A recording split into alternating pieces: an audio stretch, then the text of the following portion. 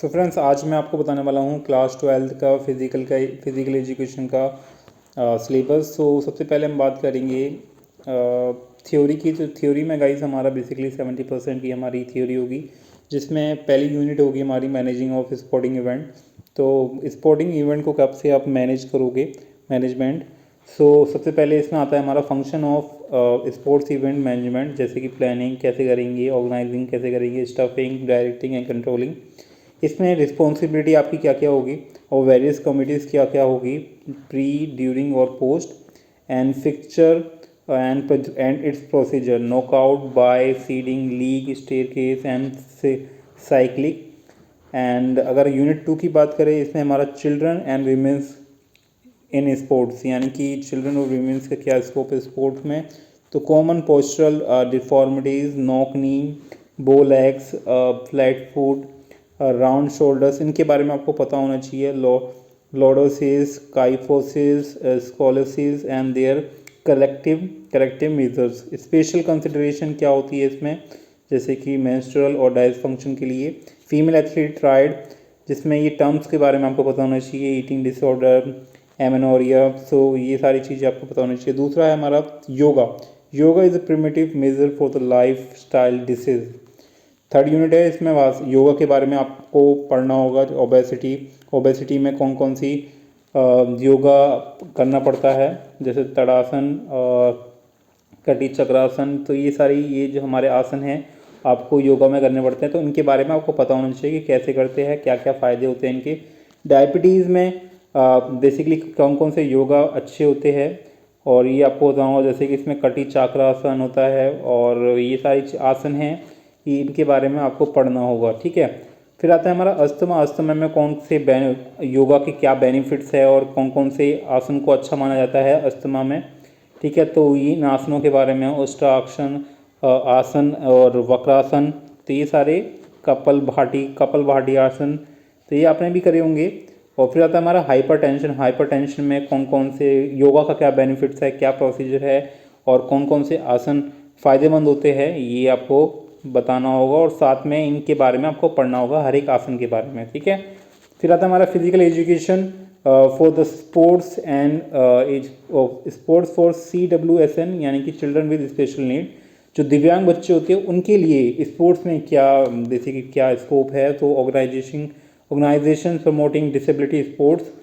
तो ऐसे कौन सी ऑर्गेनाइजेशंस है जो ऐसे स्पोर्ट्स को प्रमोट करती है जिनमें दिव्यांग यानी कि डिसेबल्स बच्चे होते हैं, कैंडिडेट्स होते हैं। तो जैसे कि इसमें स्पेशल ओलंपिक्स लगा रखा जाता है इन्हीं लोगों के लिए, जैसे पैरालंपिक होता है हमारा, और डेफिलॉम्पिक्स भी होता है। And advantage of physical education for children with special need. और ऐसे बच्चों के लिए क्या एडवांटेजेस होते हैं जिनमें दिव्यांग होते हैं, बेसिकली जो दिव्यांग बच्चे होते हैं उनके लिए क्या फ़ायदे हैं, बेनिफिट्स है। Strategy to make physical activity accessible for child with special need. तो जो स्ट्रेटेजी अपनाते हैं फिजिकल एक्टिविटी में जो बच्चों के लिए स्पेशल नीड्स की ज़रूरत होती है, तो वो क्या क्या होती है इनके बारे में। फिर आता है हमारा स्पोर्ट्स बिना न्यूट्रिशन तो हो ही नहीं सकता। तो यानी कि जो कंसेप्ट है हमारा बैलेंस डाइट का और न्यूट्रिशन का, वो क्या है, बैलेंस डाइट क्या होती है स्पोर्ट्स में, and macro and micro nutrients क्या होते हैं, उनके फूड सोर्सेज क्या होते हैं एंड फंक्शंस क्या होते हैं। फिर हमारा nutritive and non nutritive component of diet, यानी कि ये दोनों जो टर्म्स हैं, न्यूट्रिटिव और नॉन न्यूट्रिटिव, ये टर्म्स आपको पता होने चाहिए डाइट्स में क्या होते हैं। एंड फिर आ जाता है हमारा फिटनेस टेस्ट सही खेल of India fitness test in school होते हैं। तो इसमें क्या क्या बेसिकली मेजरमेंट होती है, ठीक है, क्या क्या क्राइटेरिया रखा जाता है।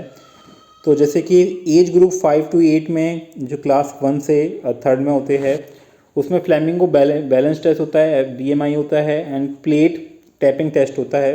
9 to 18 में जो 4 से 12 तक क्लास तक के बच्चे होते हैं उनके लिए 15 मीटर स्पीड टेस्ट होता है, 600 metre run and walk, sit and reach flexibility test होता है, स्ट्रेंथ टेस्ट होता है। तो ये सारे टेस्ट होते हैं मेजरमेंट, जो अगर आपको किसी स्पोर्ट्स में किसी को, जैसे आपको क्रिकेट की टीम बनानी है, तो उसके लिए आप क्या क्या टेस्ट रख सकते हो किसी भी स्टूडेंट की स्ट्रेंथ को चेक करने के लिए। और भी सारे होते हैं, जैसे कि abdominal partial curl up, push up for the boys and modified push up for the girls.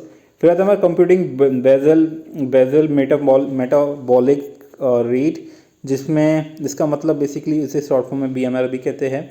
तो ये कैसे कंप्यूट करते हैं इसके बारे में।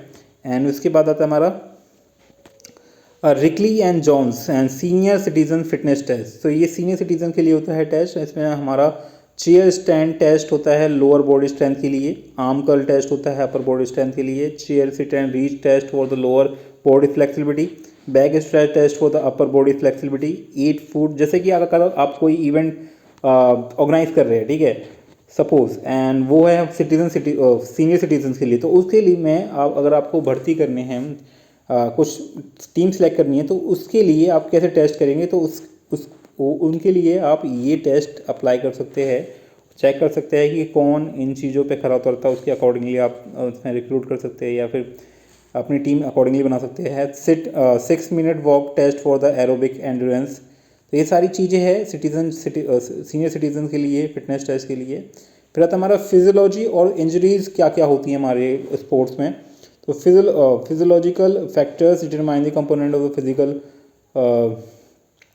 Physical fitness. एंड उसके बाद effect of exercise on muscular system, और क्या क्या इफेक्ट होते हैं हमारे, और कार्डियो रेस्पिरेटरी सिस्टम, यानी कि अगर हम एक्सरसाइज करते हैं तो उससे कार्डियो रेस्पिरेटरी सिस्टम पे कोई इफेक्ट आता है, नहीं आता है, क्या आता है, everything you have to cover.